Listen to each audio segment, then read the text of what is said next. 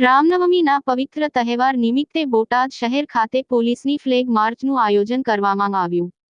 આગામી રામનવમીના પવિત્ર તહેવાર નિમિત્તે બોટાદ શહેરમાં જાહેર રાજમાર્ગો પર બોટાદ જિલ્લા પોલીસ દ્વારા ફ્લેગ માર્ચનું આયોજન કરવામાં આવ્યું હતું। આ ફ્લેગ માર્ચમાં ઘોડેશ્વર પોલીસની ગાડીઓ તેમજ અન્ય પોલીસ સ્ટાફ જોડાયા હતા।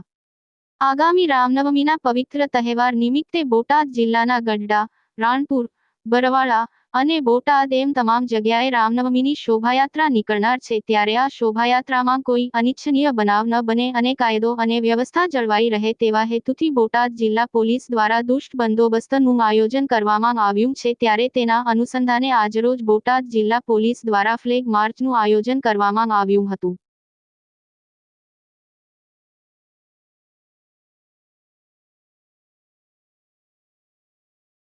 बोटाद शहर में फ्लेग मार्च शू कशो शू कारण कया रूट पर આવતીકાલે રામનવમીના તહેવાર અનુસંધાને બોટાદ જિલ્લામાં બોટાદ, ગઢડા, રાણપુર અને ઢસા ખાતે શોભાયાત્રાનું આયોજન છે। એ અનુસંધાને રેન્જ આઈજીપી શ્રી તેમજ ડીજી સાહેબની સૂચના મુજબ જિલ્લાની અંદર કાયદો વ્યવસ્થા શાંતિથી જળવાય અને લોકો આ તહેવાર શાંતિપૂર્વક ઉજવે એ માટે આજરોજ જે રૂટ ઉપર શોભાયાત્રાઓ નીકળવાની છે એ રૂટ પર બોટાદ જિલ્લા પોલીસ એમની અલગ અલગ એજન્સીઓ જેવી કે એલસીબી, એસઓજી તમામ દ્વારા ફૂટ પેટ્રોલિંગનું આયોજન કરવામાં આવ્યું છે। રૂટ ઉપર જે એવી જગ્યાઓ છે કે જ્યાંથી યાત્રા પસાર થતી વખતે કોઈ મુશ્કેલી ના પડે એ તમામ વસ્તુને ઓબ્ઝર્વ કરશે પોલીસ અને બંદોબસ્ત અનુસંધાને જરૂરી તમામ તકેદારી રાખશે। સર, બંદોબસ્ત કુલ કેટલો સ્ટાફ કાલ શોભાયાત્રા દરમિયાન કાર્યરત છે સમગ્ર જિલ્લામાં? જિલ્લા પોલીસ